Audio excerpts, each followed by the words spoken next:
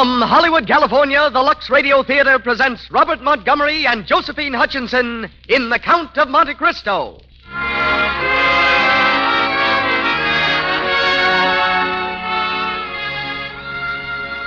Lux presents Hollywood. Our stars, Robert Montgomery, Josephine Hutchinson, Lewis Stone, Lloyd Nolan, Sidney Blackmer, and Paul Lucas. Our special guest, Mr. Alton Cook, radio editor of the New York World Telegram. The Lux Radio Theater Orchestra is conducted by Louis Silvers. This program comes to you with the good wishes of the makers of Lux Flakes, those mild, pure flakes that leave your hands so soft and lovely. Try Lux for your dishes, and you'll see what I mean. It protects your hands in the dishpan and helps them stay smooth and white, lovely to look at. And it's so inexpensive doing dishes this way. A little goes so far. Lux is thrifty. Now, the producer of the Lux Radio Theater. Ladies and gentlemen, Mr. Cecil B. DeMille.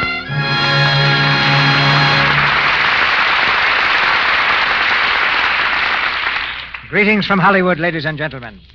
As fantastic and unpredictable as the Count of Monte Cristo himself was the genius who created him, Alexander Dumas.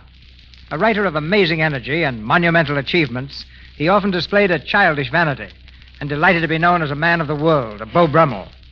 To protect his pride, he once fought a duel, attacking his opponent furiously, while with his free hand he struggled to hold up his trousers, which persisted in slipping down. For a pet, he selected a vulture, parading him on the streets like a peacock, until the vicious bird turned on him and took a piece out of his leg. Dumas made fortune after fortune, threw each one blissfully away, and died penniless. His novel, The Count of Monte Cristo, appeared only a few months after The Three Musketeers. It was like writing an Anthony adverse and following it up with Gone with the Wind. In play form, Monte Cristo ran here and abroad for 39 years. Twice a motion picture, The Count of Monte Cristo comes to you with a star-spangled cast, headed by Robert Montgomery.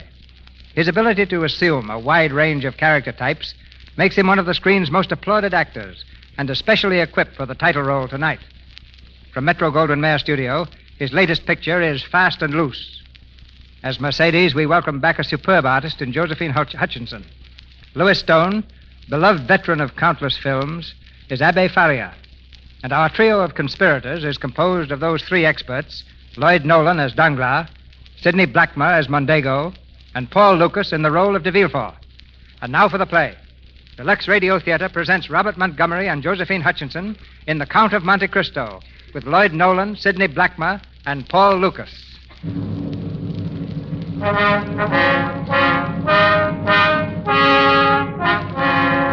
The year is 1815. Napoleon, overwhelmingly defeated at Leipzig, has been exiled to the island of Elba. But still the figure of the little Corsican looms like a giant specter over all Europe. And Louis XVIII, perching perilously on the throne of France, trembles at each new report of plots to restore the emperor.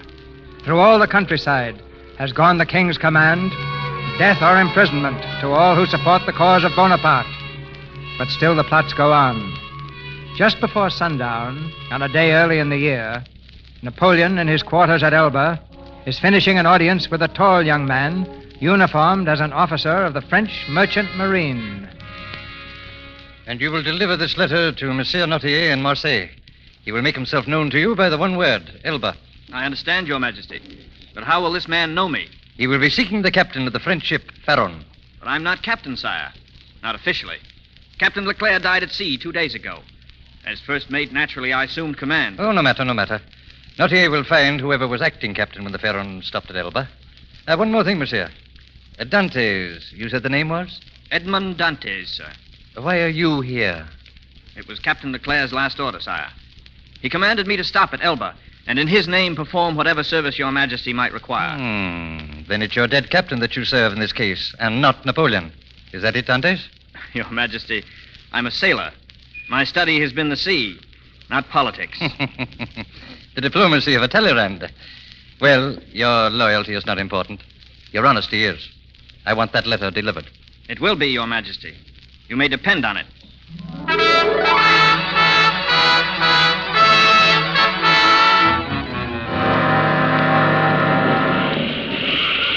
Reef the topgallant, sir. Helmsman, put about to ride before the gale. Aye, aye, sir.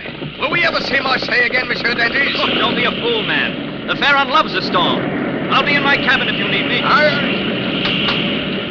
Oh, Danglars. Dantes, I've been waiting to see you. Yes? Well, you'll usually find me on the bridge during a gale. I thought it might be better to see you here. I don't like out riding before the wind like this, Dantes. It's too dangerous. Now, if Leclerc had named me captain when he died... But he didn't. I'm in command, and I'll give the orders I think best. Good night, Danglars. Good night. Oh, by the way, here's a letter I found just now on the floor. Oh, thank you. Are you sure you found it, Monsieur Danglars? I'm quite sure. But if you're turning the Pharaon into a mail ship, Captain Dantes, you should at least be careful with the cargo from Elba.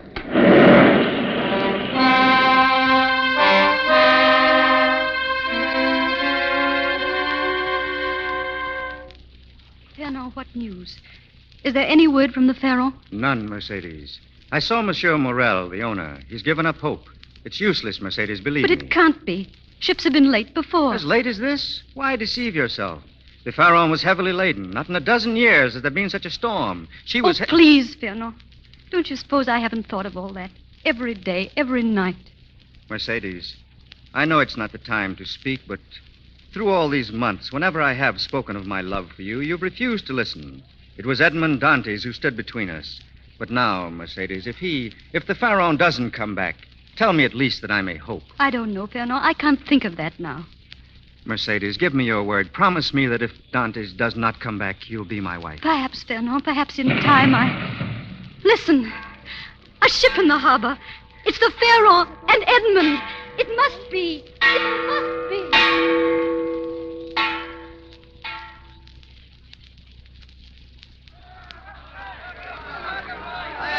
Welcome, Edmond. Welcome. My thanks to you for bringing the Pharaon safely home. Thank you, Monsieur Morel. I only wish Captain Leclerc... He died at sea, Edmond. A sailor can't ask more. No, sir. And you, Danglars, welcome. Is the cargo in good condition? Yes, Monsieur Morel, as well as might be expected after a trip like that. Well, you're here, and the cargo is safe. That's all that matters. Perhaps. But we'd have missed that storm altogether if we hadn't stopped at Elba. You stopped at Elba? At whose command? At Dantes. At Captain Leclerc's. The order was his, sir. Then you were right to stop. Edmund. Mercedes. Edmund, my darling. It's you, alive and well and strong. You doubt it. Edmund, stop! Let me down. Edmund. Forgive him, Monsieur Morel. The man's a little mad. Well, he's not the only one. Dante, every day for the last 6 months, this girl has pestered me for news when you'd be home. Monsieur Morel. Well, he's here now. His time is yours. Go ahead, Captain Dante. Captain? Captain. From now on, you remain in command of the Pharaoh. Monsieur Morel. Now, don't talk to me. Talk to him.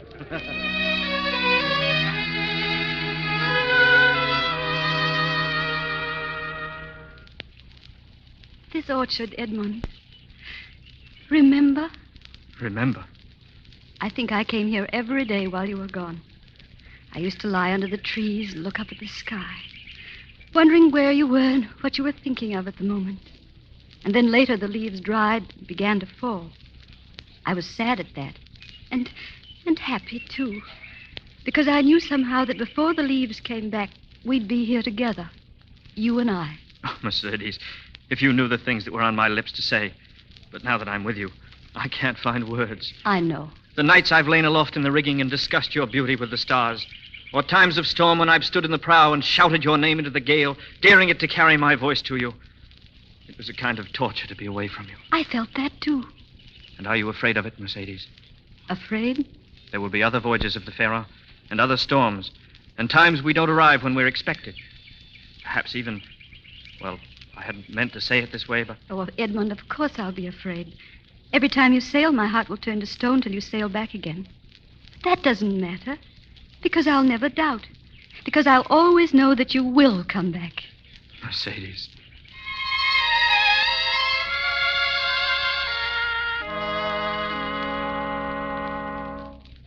To Monsieur Fernand Mondego. You are invited to be present tomorrow night at the betrothal feast of Edmond Dantes and Mercedes Rosas, to be held at the Café La Reserve, with Monsieur Morel as patron. That's enough, Danglars. Well, very well, but if you won't read your own invitation, somebody ought to read it for you. You know, you amuse me, Mondego. Now, it's bad enough to be a rejected suitor. It's even worse to look like one. Another drink? No. I was just wondering, who's the king's representative in Marseille now? A man named de Villefort. Why? You know him? I've met him. Ambitious? I suppose so. And loyal to the king. Of course. And I wonder what Monsieur de Villefort would do if two good citizens, say you and I, for example, were to come to him with information concerning a certain young captain recently arrived in Marseille who stopped en route at Elba. Elba? What are you talking about? You mean Dante's? Well, that's better, Mondego. Much better. Why, you look positively alive again. Is it the wine, Mercedes, or is it you? I've never danced better in my life. I'm hoping that you'll improve when you get rid of your sea legs. Oh, you hear that? Treachery. And from my own betrothed. Captain Dantes. Yes? A gentleman wishes to speak with you outside. Well, invite him in. He said it was private. He asked for the captain of the Pharaon. Oh, excuse me, Mercedes. I'll be right back. Good evening, my friend. Good evening. You, are the captain of the Pharaon? I am. Well, what is it? Elba. Oh. Yes, I've been expecting you. I have the letter with me. Here. Thank you. Good night, monsieur. Good night. You, back so soon, Edmond? Monsieur Morel, you remember the letter I mentioned to you from Elba? Oh, delivered? Delivered. I'm glad. You were right to obey Leclerc's orders. But it's good that the letter is out of your hands. Is Edmond Dantes here? Captain Edmond Dantes. I am Edmond Dantes.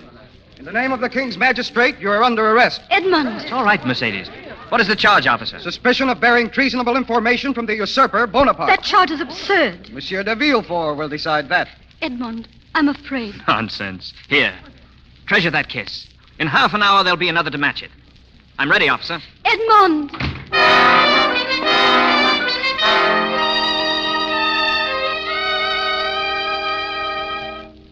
You arrested both of them? Yes, Monsieur de Villefort. We have the old man who received the note and the young officer who gave it to him. Good.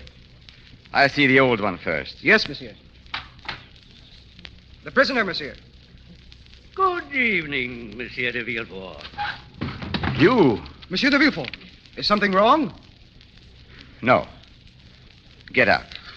I will examine the prisoner alone. Yes, monsieur. Meddling again. I thought you were in Paris. No. I'm in Marseille, held prisoner by my own son. Amusing, isn't it? Do you realize that if the king learned that my father is an active agent for Bonaparte... That you'd be in danger? That you'd lose your office and possibly even more? Of course I realize it, my son. And that is why the king will not learn, if you can prevent it. I'll see that you are escorted safely back to Paris. But you must be careful, do you understand? And above all, don't use the name de Villefort. A fair enough bargain for your protection. Thank you, my son. You rang, monsieur? Escort the prisoner to Sergeant Craneux. I'll give him full instructions later. Very good, monsieur. And send in the other prisoner. Good night, my most noble magistrate. Send in the other prisoner. Edmond Dantes, captain of the Pharaon? Yes. Dantes, you are accused of carrying a message from Elba, plotting treason against your king. What have you to say? Only that in carrying that message, monsieur, I was carrying out the orders of my superior, Captain Leclerc. I knew nothing about the contents of the letter. Really? And the man to whom you delivered the letter, what was his name? I don't know. Could you describe him? Perfectly. He was about your height. Never mind. You say your captain ordered you to stop at Elba. Where is that captain? Dead. How convenient. But any member of the crew could vouch for what I say. They could? Monsieur Danglars, perhaps? Why, yes. Yes, I'm sure that Danglars knew that I... Come in, Danglars. Danglars? Mondego? Danglars, Monsieur Dantes has just told me that in stopping at Elba, he was obeying the orders of Captain Leclerc. Do you confirm that statement? I do not. The order to stop at Elba was given by Dantes himself. Leclerc's last command had been to make directly for Marseille. Danglars, you're mistaken. I have no reason to lie. Nor have I. Monsieur Mondego, have you any reason to believe that Dantes is unjustly accused? Well, Mondego, tell him. The accusation is just. Dantes has long been a Bonapartist. His fiancée, Mercedes de Rosas, confessed it to me. That's a lie. He's lying. They're both lying. Oh, I see it now. They informed on me from the first. Listen to me, Monsieur de Villefort, and understand. Danglars lied because he wants to be captain in my place. Mondego because of Mercedes de Rosas. You can't take their word. I've heard enough. Guard. Monsieur? You will escort this prisoner to the Chateau d'If. The Chateau d'If, but that's for condemned prisoners. I have a right to You've trial. had your trial. Come along. Wait. Monsieur de Villefort, why you do this, I do not know. But someday I shall. Mondego, Danglars, your reasons I understand, and I'll remember. Take him away. And you'll see me again, I warn you. Though I may rot in the Chateau d'If, you have my word I'll find a way to meet you. All of you.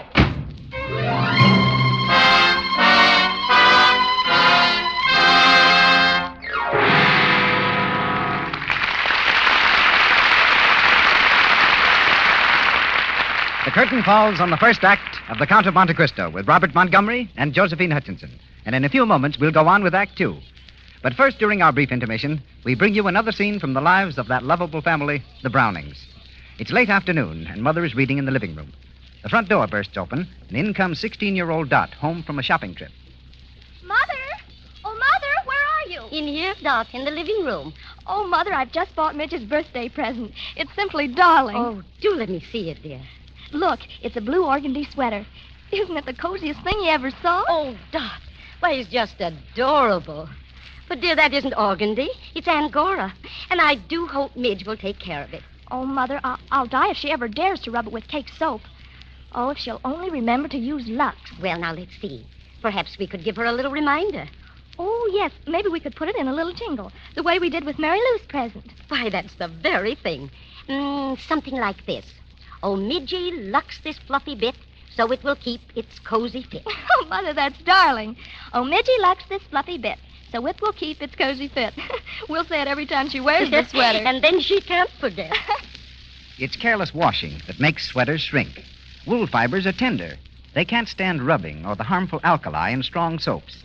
Lux Flakes have no harmful alkali to hurt the sensitive wool fibers or fade colors. They keep your nice woolens, your sweaters, scarves, and socks, new-looking longer. This same thing is true of your silks and rayons. Lux is so mild and pure, it won't harm fibers or colors that are safe in water alone. And now, Mr. DeMille. Act Two of The Count of Monte Cristo, starring Robert Montgomery and Josephine Hutchinson, with Louis Stone, Lloyd Nolan, Sidney Blackmer, and Paul Lucas.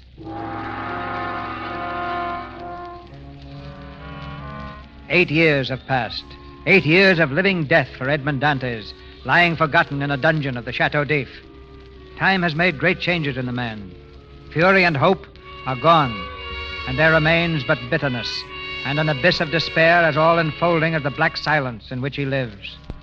There's one further step to madness, and on the brink of that stands the shadow of the man called Dantes. The dungeon rats are his only companions. He speaks to them, anxious for the sound of his own voice. Listen. Listen, my friends. You hear? The guard is coming. Our dinner. A veritable banquet, my friends. Just put it on the floor, my good man. I'm not hungry, but my friends, the rats, will eat with me. Won't you, Mondego? And Danglars. And look at de Villefort. He's getting fat. God. What year is it? Tell me. In God's name, tell me. Speak to me. One word, just one word. God, listen. You hear that? That water. Drip, drip, drip, drip. There, where it falls under the stone. It goes forever like that. It will drive me mad. God, you're human yourself. Can you imagine what it means? The darkness in that water, beating against your brain. Stop it! Stop it! You'll take things as they are, 27. Don't call me that. My name is Dantes. Edmond Dantes. Ah, you're mad. Edmund Dantes is dead. It's on the records. Dead? Dead? Killed while trying to escape. Killed? Then who am I? Number 27. That's who you are. Another animal to feed. Guard! Guard, come back! That's not true! Whatever that record says, I am Dantes. Forget the water, forget everything, but tell them I'm alive! De Villefort lied! I am Dantes! I am Dantes! I am Dantes!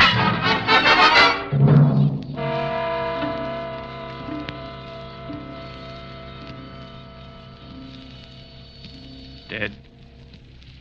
Dead. Dead. Dead. Dead.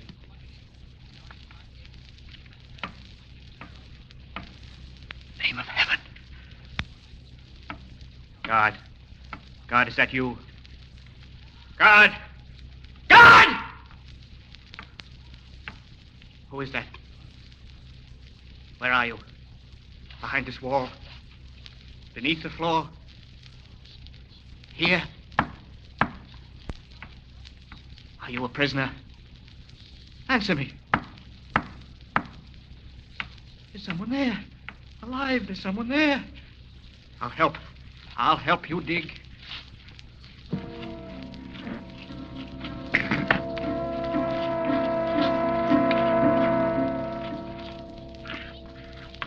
It's through. It's open. Come out. My hand. Take my hand. Well, why don't you speak? You can speak, can't you? Yes. Yes, I can speak. Another cell. 6 years I burrow through a wall of rock, hoping to reach safety, and my tunnel ends in a cell. I'm sorry, comrade, for your sake, but glad for my own. To see another human being, to feel the warmth of his hand, to talk. I know, but I shall find freedom. For now I'll have your youth to help me. Who are you, my son? I am Edmund Dantes. And I am the Abbé Faria. The mad priest, they call me here. Mad, you? Oh, it is convenient. Even a prison guard must feel pity for a mad old man. How long have you been here? I don't know. They brought me here in February 1815. 8 years? This is the 7th of June, 1823. 8 years? Then I'm still young. You know the date. How? When you see my cell, you'll understand. We'll go there now. Wait. And if the guard should pass, your bed there empty. But yours now. I'm sleeping on it, or so it appears. A dummy, my son, made of blankets and straw. And there must be one here for you. I'll show you. Meanwhile, tell me why you're here. Are you innocent? Remember, I am a man of God. I am innocent, Father. Believe me. Tell me. I was first mate of the ship Pharaon. My captain, Captain Leclerc, was dying. He called me.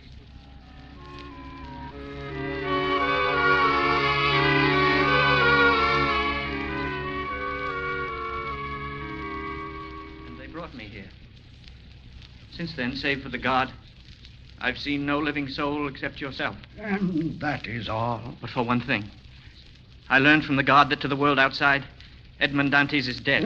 Naturally, my son. Naturally? You think this man de Villefort would have risked investigation. It was so simple for him to certify you as dead. But it is better so. That certificate may serve you well when you're free. Free? Abbé Faria, there is hope of escape. I'm sure of it. One of 2 routes from my cell is certain to lead to the outer wall. This one was wrong. The other cannot be. Freedom. To know at last my revenge. To stand before de Villefort, Danglars, Mondego. Stop, Dante, stop. You fool. You miserable animal. Groveling here in darkness, nursing your revenge. If you could see yourself chained, not just in body, but in mind and soul. What do you mean? Come to my cell. I'll show you.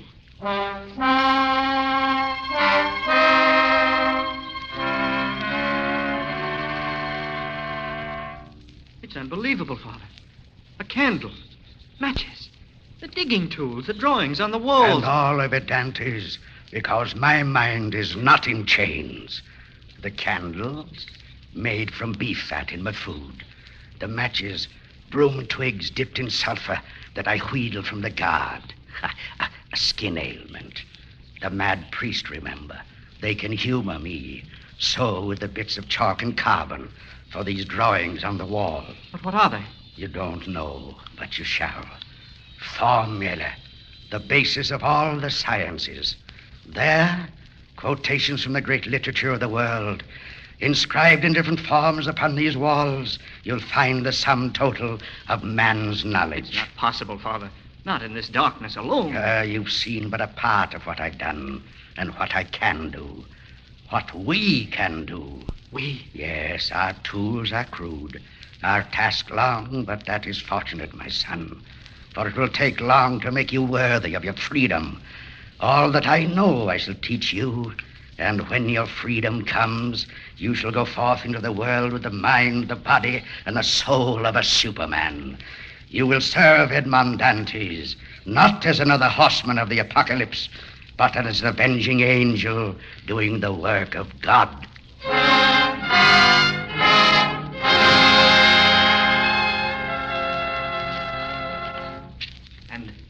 And if your lunar observations are correct, 2 months from tonight will be the highest tide of the year.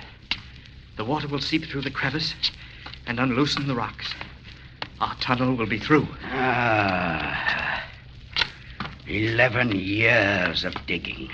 It has not been in vain, my son, but we must not grow too anxious, and we must continue with our studies. You will be glad on your day of freedom. On our day, Father. No, Edmond, not on mine. Father. Haven't you wondered that for 4 days now you have worked without my help? But what of it? A temporary stiffness in your arm? Not temporary. My arm is paralyzed. Paralyzed? A stroke. It happened 4 nights ago. I told you nothing, hoping the effects would pass, but they won't. You must escape alone, my son. And leave you? I'll carry you. On my shoulders. How far could you swim with such a weight? You see, you must go by yourself. I won't. I swear by the mind, by the soul that you have given me, I'll never leave you here alone. My son, you're worthy of all my trust. Come, Dantes, back to my cell. There's something I must tell you. Millions, Edmond. Unnumbered millions. The whole of the Spada fortune. Mine. The Spada fortune? I've heard of that, but it's been lost for centuries. Yes, except to me. I know where it's to be found. I was the secretary to the last of the Spada family. At his death, I became his heir. And after his death, among the manuscripts of the Spada library, I found a scroll. The key to the lost treasure. And where is it? On the island of Monte Cristo. Monte Cristo? I know it well. There's nothing there, nothing but rocks. There is a fortune there, Edmond. A fortune which but to find is to own the world.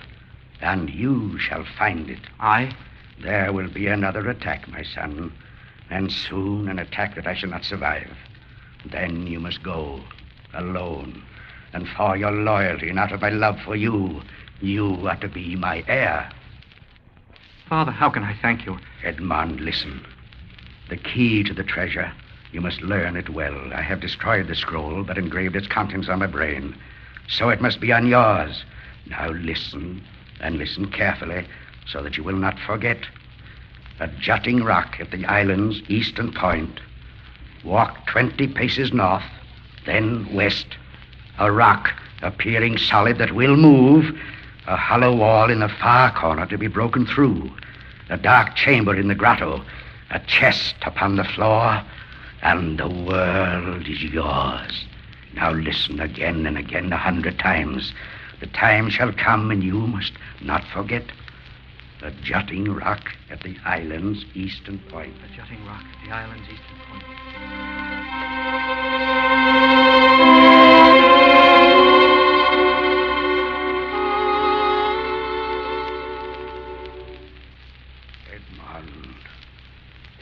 Edmond. Father. Edmond. Quick. Father Thalia. Ah, here at last. I had to keep alive. Let me help you. No, it is over. Last night the stroke I knew would come. And now, my son, listen. Your way of escape. I see it now. It doesn't matter now, Father. Hear me, Edmond. The cemetery of the Chateau d'If is the sea, Edmond. And so, when I die, you must scream as though it were myself. They'll come and find me dead and shroud me in a sack. Then, at sundown, they will return to throw my body from the prison wall. But you must take my place inside that sack. Do you hear? You in the sack. It will be you that they throw from the wall into the sea. Freedom, Edmond. Father, I won't. Do as I say, my son. Take my place inside the sack. And remember, I've given you all knowledge, fortune. You must be an angel of justice. Oh, Edmond, this means freedom for us both. It is so beautiful. Father. Father. My only friend.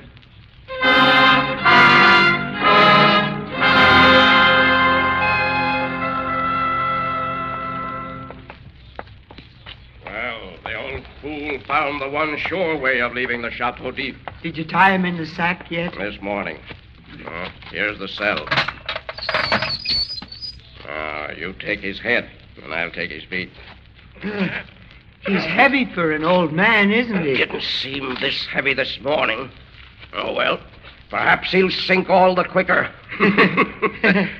Move along now to the top of the seawall.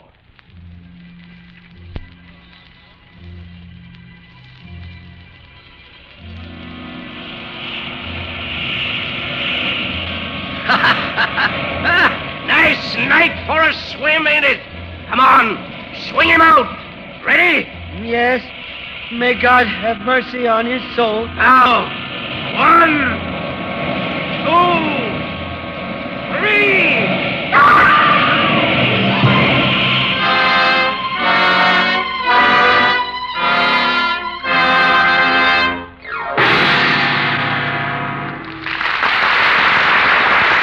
We pause for station identification. This is the Columbia Broadcasting System.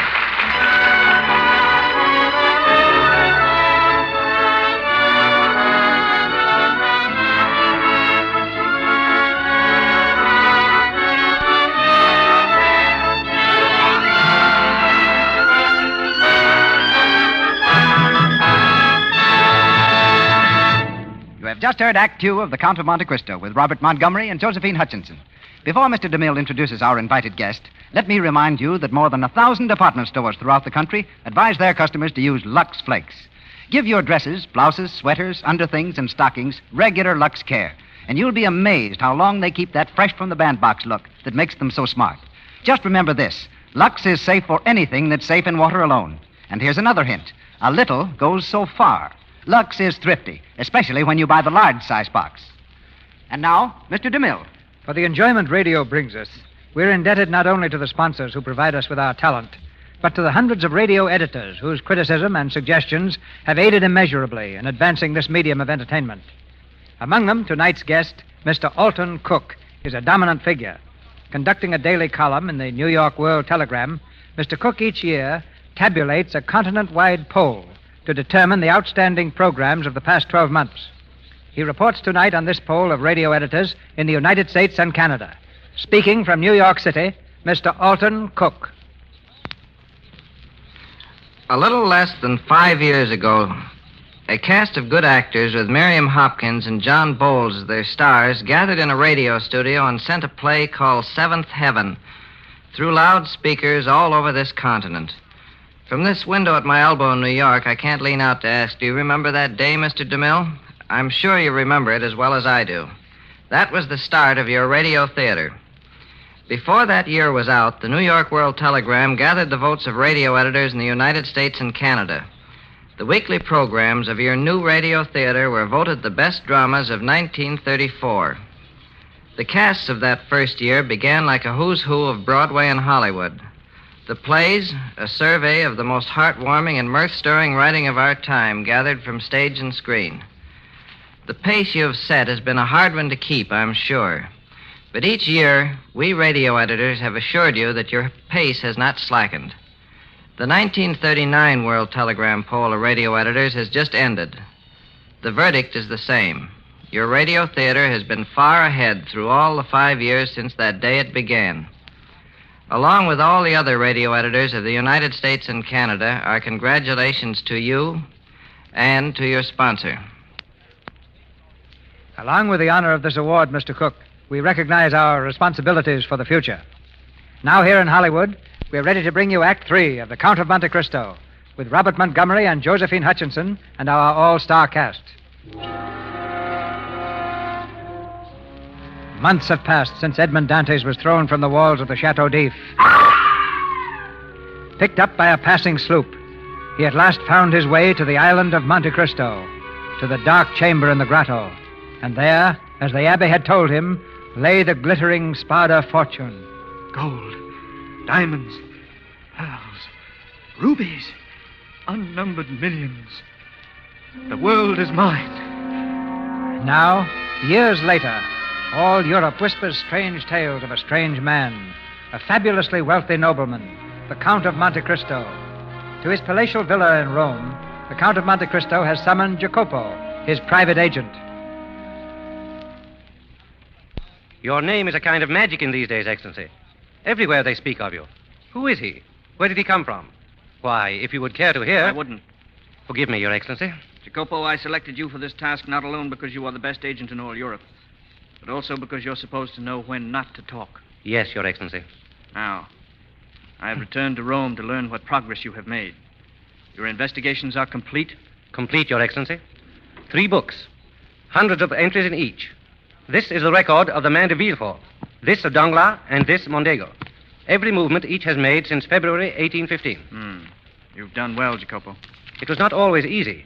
These 3 are, shall I say, clever men. De Villefort now holds the position of King's Attorney. Much evidence of dishonesty in office. De Villefort, King's Attorney. The others? Danglars, now known as the Baron Danglars, is one of the 4 leading bankers of France.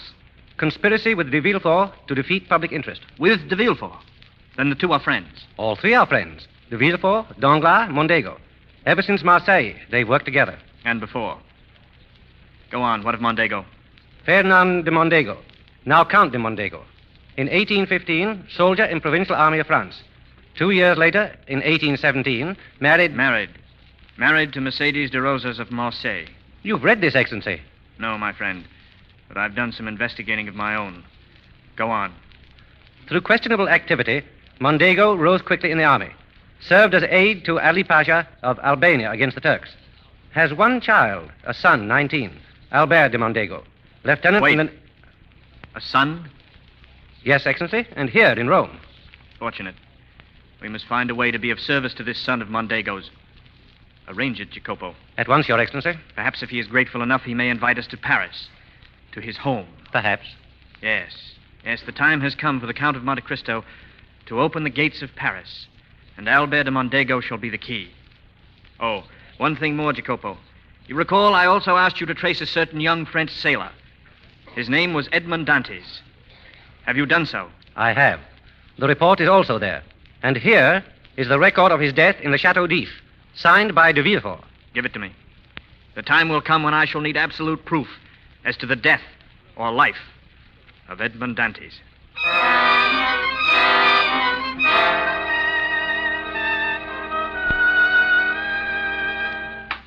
Good evening, Baron. Good evening. Is the Count Mondego at home? Why, yes, monsieur. He's right here. Oh, Danglars, come in, come in. Well, Fernand, why this sudden call here? You know that de Villefort expects us within an hour. De Villefort is stopping here later. Anyway, there may be more important things to be considered, my dear Danglars. What do you mean?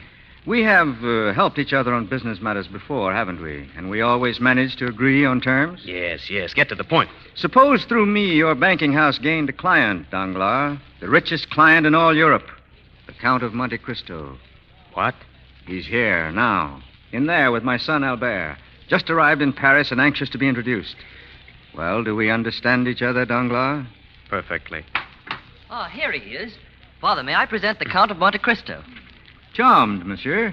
Albert has told me of your kindness to him, how you saved him from the hands of bandits. Any kindness I have shown your son, monsieur, is more than repaid by this introduction to his father. And now, Count, may I present the Baron Danglars? A great honor. Your Excellency, the honor is mine. You're in Paris on business, I presume. Yes, but my business is a pleasure. Will you be here long? Only until my business is completed. By the way, Baron, I should like to have your house handle my banking while I'm in Paris. Oh, why, delighted, my dear Count. Excellent. And I wonder if you would contact my British brokers for me. Tell them I said to buy 50,000 shares of Anglo-Spanish. 50? Very good, very good. Monsieur de Villefort, the King's attorney. Ah, Monsieur de Villefort, in good time. I'd like to have you meet the man who saved my life in Rome, the Count of Monte Cristo. I am honored. A pleasure, sir. I have followed your brilliant career at the bar with a great deal of interest. One does what one can, my dear Count. Exactly. But don't let me detain you, gentlemen. The great nation of France awaits your services. We shall meet soon again, I trust. Indeed, I shall plan for it, Count Montego. Oh, Monte Cristo, you did say 50,000 Anglo-Spanish, didn't you? 50,000. Good day, gentlemen. And now the most important introduction of all, my mother. Well, she's in the garden. Somehow I didn't want her to meet you with the others. I see. Oh, here she is and waiting for us. Mother, I bring him to you at last. The Count of Monte Cristo. My dear Count, how can I ever thank you for saving my son's life? It was nothing.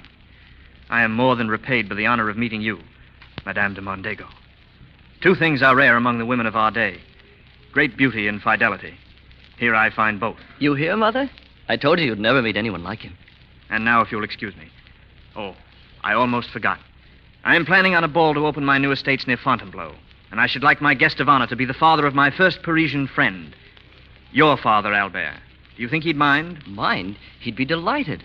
I thought it would be particularly apropos to combine it with an Albanian pageant and a series of tableaux showing the court of Ali Pasha, where your father gained such fame and honor. But that would be wonderful. And you, madame? The plan has your approval? I could only say that in paying any honor to my husband, Your Excellency is more than generous. Be assured, madame, the honor I shall pay him is less than he deserves.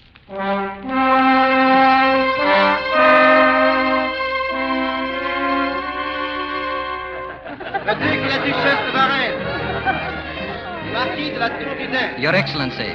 Yes? The Princess Heyday of Albania, monsieur, in the library. She wishes to see you at once. Very well. Excuse me, Albert.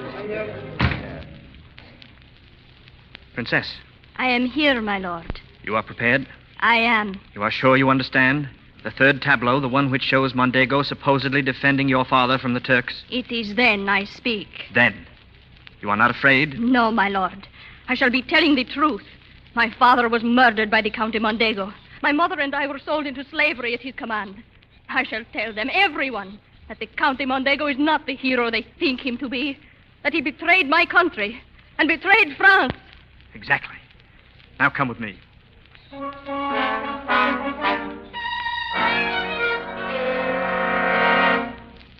But why a visit at this hour, Mondego? I regret the affair, of course. The girl was obviously demented. But I apologize to my guests and... And what of this? The morning paper. Albanian princess exposes the Count de Mondego. Astounding. The evidence. You gave it to them. You knew. And if I did, Mondego, what then? I'll kill you. Put down that gun. You won't shoot me, for you're afraid. Not even knowing who I am, you fear me. But when you know... Stop. Stay away from me. Put down that gun. Who are you? Go back, Mondego. Go back to when you thought life was cheap. Go back to when you could kill a man with lies. Go back, Mondego, to Marseille, the Chateau d'If. Dantes! Edmond Dantes! Dantes. You may go now, my friend, and take your gun with you. Perhaps you do have courage of a sort. Goodbye, Count Mondego.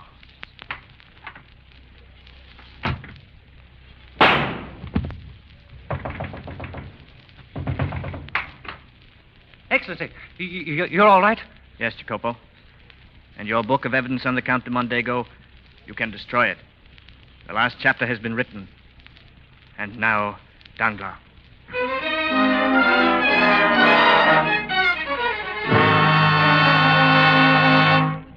We're ruined. Ruined, do you understand? Both of us. Just a moment, Danglars. Calm yourself. Why are we ruined? Anglo-Spanish. You sent the order to London. I acted on it here. Converted everything I own into Anglo-Spanish. And it's failed. Collapsed. We're ruined. Why? I knew it would collapse. You knew. But you've been buying. Your message to Thompson in French in London. The message was in code. Though it said to buy, it really meant to sell. You see, Thompson in French is owned by a man named Edmond Dantes. By who? Monte Cristo. But you said... Edmond Dantes. Monte Cristo. They are the same, Danglars. No. No. The same. Look at me. Look at my eyes. Look, Danglars. Dantes. No. No. No!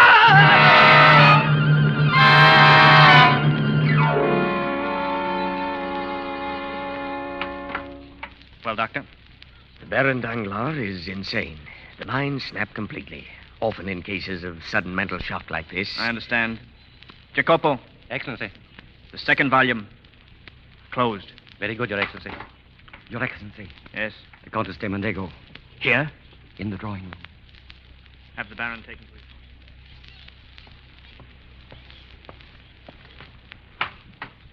Madame. Your Excellency. I regret that you've come at such an unfortunate time. The Baron Danglars has just been taken ill. Fernand, and now Danglars. Your Excellency, I've come here about my son. Albert? He feels that you're responsible for his father's death. Tomorrow he's sending his seconds to you. A duel. But you can't kill him. You can't kill my boy. Madame, this duel was not of my planning. But you made it inevitable. What other course is left for him? Please, please, I beg of you. Haven't you had your vengeance, Edmond? You knew. The first When? day Albert brought you to me. Edmond, I can't blame you for your bitterness, but try to understand. I did wait. And then one day we went to the Chateau d'If, and they showed me there the record you had died. And then? Then nothing mattered. I married Fernand. Our life was a nightmare, Edmond, except for Albert. He's all I have. He's all I've ever had, save you. The you that was 1,000 years ago. Please save him for me, Edmond. I shall. You need have no fear. There will be no duel. Edmond Dantes, alias the Count of Monte Cristo? Yes? You are under arrest by order of the King's attorney, Monsieur de Villefort. De Villefort? Volume 3.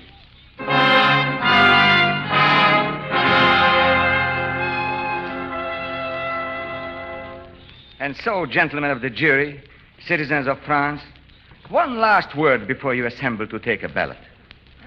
Look at this man, this creature pretending to be an honest sailor, who was all the time in reality a spy, who, while imprisoned in the Chateau d'If, undermined the structure with tunnels, and when he discovered that the old priest, who was his companion, held the secret to a treasure, undoubtedly murdered that priest to get the treasure for himself.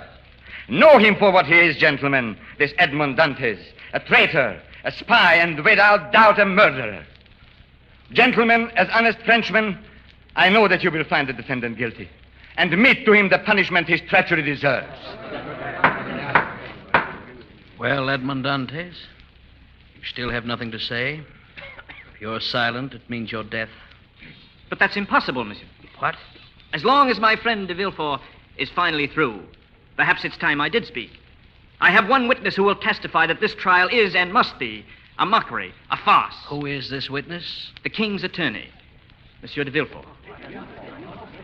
Monsieur de Villefort, I'll ask you to examine this paper and this signature. Is it yours? It is.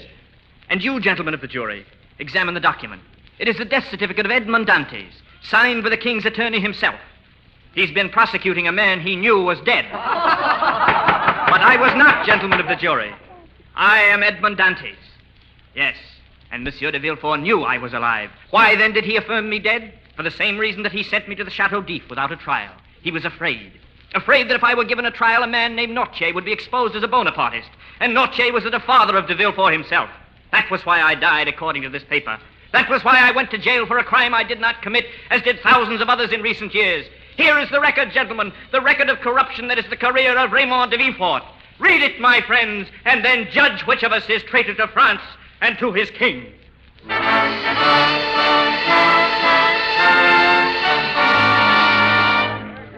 All hands aloft. Stand ready to cast off. And I promised to take the princess home. I'm not sure that I know how to say goodbye, Mercedes. You needn't, Edmond. You're free again. You can stay. I don't know.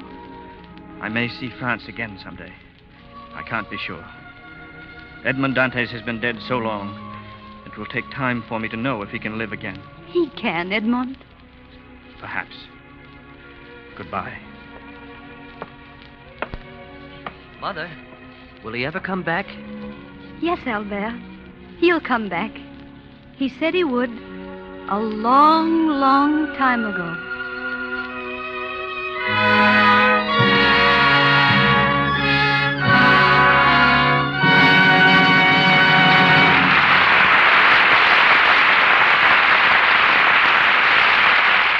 So ends tonight's presentation of The Count of Monte Cristo with Robert Montgomery and Josephine Hutchinson. Our stars will be back for their curtain calls in just a moment.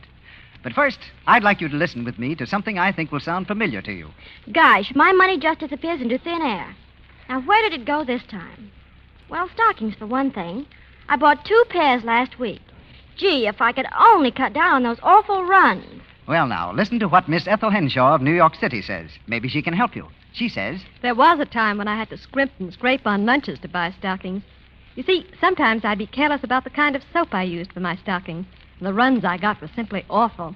Then I changed to Lux Flakes, and now my stockings stay nice and springy and don't have runs nearly so often. Now, that's the way to cut down on runs. There's no harmful alkali, no cake soap rubbing with gentle Lux Flakes. So Lux your stockings every night to help them wear longer, and your dresses and underthings, too. Remember, a little goes so far. Lux is thrifty. Mr. DeMille. There's a question that arises every time the Count of Monte Cristo is produced. Was there ever in real life such a man as Edmond Dantes? Perhaps our stars can answer that for us now. Mr. Montgomery and Miss Hutchinson. I think it's quite apparent that he did live, Mr. DeMille, because the shadow deep still stands. And I know that the attendants will show any visitor the exact cell that Dantes occupied. I hate to argue with a lady, Josephine, but Dantes was pure fiction. One of the few characters that Dumas wrote about without some basis in fact. I don't know whether the attendants point out his cell just to impress gullible Americans, or if the story was written so convincingly it has made people believe it was true. Well, not being certain, let's skip it. But don't tell me there's no such place as Monte Cristo. There is such an island, yes. It lies in the Mediterranean near Elba. Can you confirm that, Mr. DeMille? Oh, I don't know what the island's like today, Bob. But when Dumas saw Monte Cristo, it was inhabited only by wild goats. He rowed a boat around the island, but never set foot on it. Yet he couldn't forget its name, nor its air of mystery. Out of that brief visit came the idea for the book. Leaving Dumas to sleep in well-earned peace. What about you, Bob, and this talk I hear of a play in New York? Well, that's all it is at the moment, Josephine. Just talk.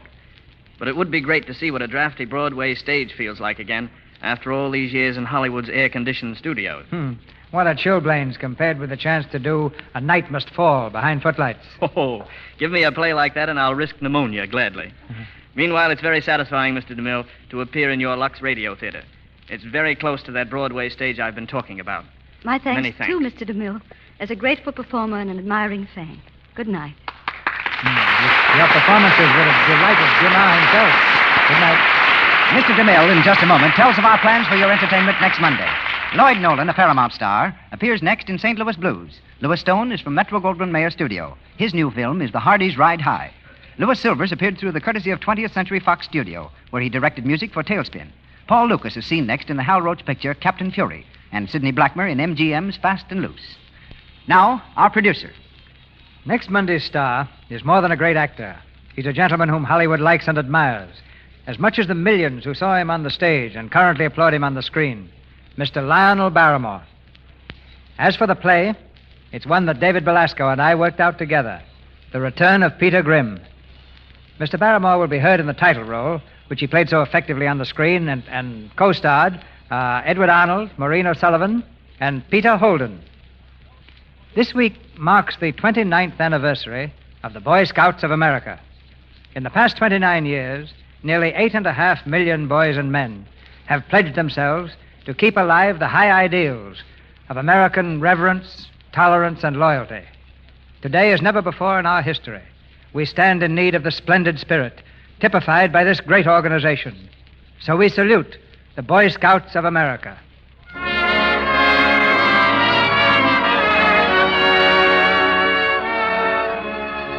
Our sponsors, the makers of Lux Flakes, join me in inviting you to be with us again next Monday night when the Lux Radio Theater presents Lionel Barrymore in The Return of Peter Grimm, and co-starred Edward Arnold, Maureen O'Sullivan, and Peter Holden. This is Cecil B. DeMille saying good night to you from Hollywood. Cast of tonight's play included Walter Byron as Jacopo, Barry Drew as Albert de Mondego, Victor Rodman as Monsieur Morel. Your announcer has been Melville Rowe.